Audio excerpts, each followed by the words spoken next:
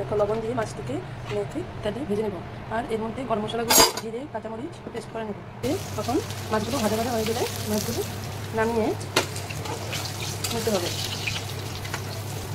তারপর ওই তেলেই অল্প ঘি দিয়ে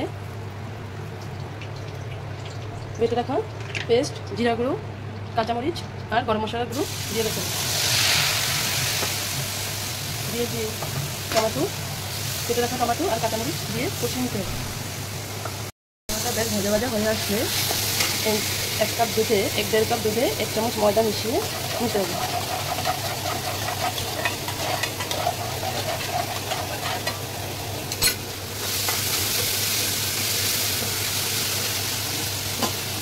ময়দা মেশানো দুধটা মশলার মধ্যে মিক্স করে নিতে হবে। বেশ কিছুখানি তেল ছেড়ে আসলে এর মধ্যে দুধটা দিয়ে দিলাম।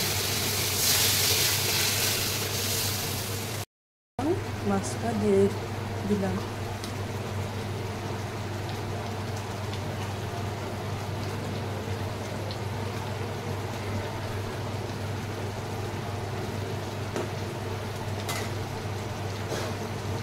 তরকারিটা হয়ে আসলে এর মধ্যে ঘি আর গরম মশলাগুলো দিয়ে নামিয়ে এই দুধটা রেসিপিটা কেমন হতে বললে কমেন্ট করে বলবে। তোমরা ভালো লাগে লাইক ও সাবস্ক্রাইব করে আমার চ্যানেলটা পাশে থাকবে।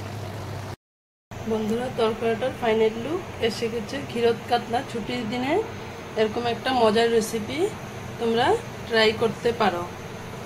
ভিডিওটা ভালো লাগলে শেয়ার, লাইক, কমেন্ট, সাবস্ক্রাইব করে দিও। আমার পাশে থেকো।